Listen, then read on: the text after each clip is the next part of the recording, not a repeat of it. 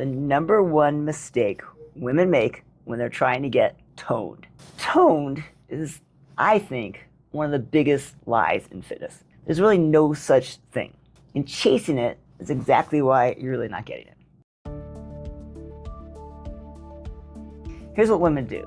They do light, high reps, endless cardio, 1,200 calories a day because they're terrified of getting bulky. And the result, they actually lose muscle with the fat. So metabolism drops, cortisol climbs, they end up exhausted and not really any better than when they started. I mean, you have a tenth of the testosterone of men, even if you're replacing it. So men try for years to get bulky. It will not happen to you from picking up a heavy dumbbell. Toned is just muscle with low enough body fat to really see the muscle. So here's the part that nobody tells you that may be a little frustrating, is that building muscle is actually a two-phase process. And phase one always kind of moves you away from that look you're seeking. So muscle is expensive tissue. You basically have to eat at maintenance or a little surplus to really build a lot of muscle. So as you do that, you lift heavy, you eat a little bit at a surplus, you're going to gain muscle, but you will gain a little fat along the way. That's not failure, that's just the construction process. If you want proof, look at any bodybuilder in the off season. They look thick, almost puffy. That's on purpose. That's the building phase. Then 12 weeks out, they cut. And the physique that shows up on stage was built months earlier in what we call that soft phase. The cut doesn't create the body, it's what reveals it. So here's the protocol. Lift heavy enough, lift to failure. The last few reps should be hard.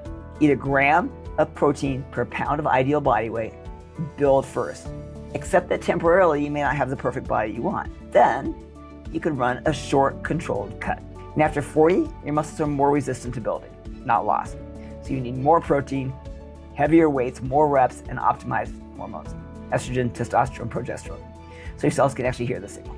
The scale is potentially going to go up during that building phase, and that's not failure. You don't judge a renovation halfway through it. Build the muscle, and then you can unveil it. And then you can sort of hit a maintenance if you want. Remember, toned isn't a workout. It's muscle that you built, kept, and revealed. Okay guys, so you're training 6 days a week, and you're working hard, and you're like, my muscles still won't grow. I want to tell you, I know it's frustrating, but it's not your workout. It's not even your protein, although that may be an issue. Remember, 1 gram per pound of body weight, so 100, 120 grams, 130 grams. But really what's happened is your cells have kind of stopped listening to you. I'm gonna tell you why. Everyone tells women, lift heavier, eat more protein. But here's what nobody is really saying. Building muscle isn't really a gym problem. It's a signaling problem. Remember, muscles grow when they get the right messages. So they need an anabolic signal, and they have to respond to it.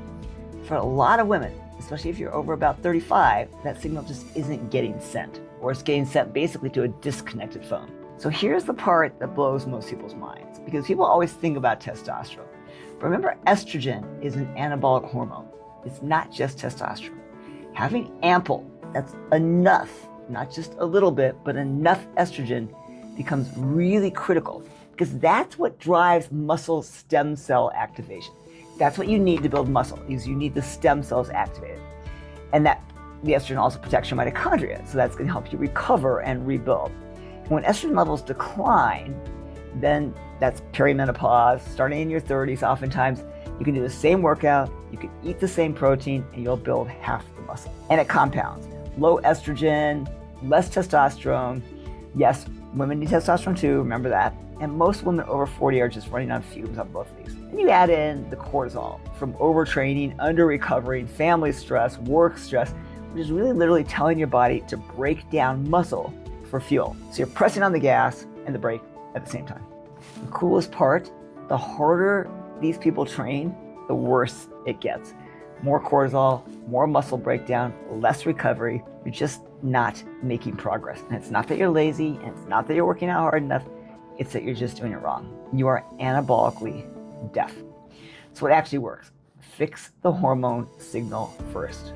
Test, don't guess. You need to know those estrogen levels are in the right range. A little bit of estrogen might not be enough. 2, train smarter, not harder. So basically give yourself recovery time. 3, front load your protein, especially leucine. So leucine is a really critical player. That's what aging muscles really need to trigger to respond. I love actually leucine as a compound here that can be really helpful. And then 4, you've got to get sleep. If you don't get sleep, your muscles aren't going to grow. So remember, muscle is the organ of longevity. If it won't grow, even though you're exercising, your body's telling you something. You've got to listen. Everywhere I turn right now, someone's telling you that grip strength and sit to stand are the markers for longevity, and that we should be looking at those above everything else. True, stronger grip, lower mortality. Can't get off the floor without using your hands, bad sign. And you know what? They are not wrong. Those numbers absolutely track. However, what nobody's thinking about is by the time your grip weakness, or by the time getting off the floor is hard, the damage has been accumulating for a lot of years, sometimes a decade. So these aren't early warning signs. They're actually smoke alarms going off when the house is already half on fire. So think about what muscle loss actually is. It doesn't start in the muscle. It starts upstream with chronic inflammation eating away at your tissue, with an immune system that's quietly shifted into a low-grade war, with hormones that have been falling off a cliff that nobody measured, with mitochondria that stop making enough energy to maintain the very tissue that you're now testing.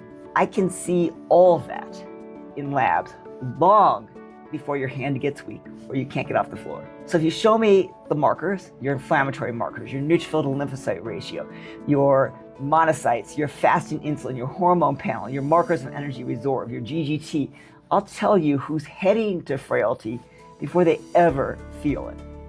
That's the entire game, right? We don't want to catch you late. We want to catch you before you lose this. We want to catch you when your body's whispering about problems, not screaming. So grip strength and sit to stand tell you where you are. The labs are when you actually know where you're going. And in longevity medicine, that's the future worth living and worth treating. So we really have to remember, when I keep hearing this push, that we do still need these measurements. We just need to know how to look at them and read them better than what we're doing now. We need to be able to predict the people who are going to be losing grip strength. Because by the time I've lost it, I'm playing catch up. So I'm gonna take argument, and I know I'll get some pushback on this, with the people who are saying we're measuring the wrong things. We're measuring the right things. There's too few doctors who know how to read it. Open for the arguments, anxious to hear from you guys. Give it a thumbs up, and let's hear the comments.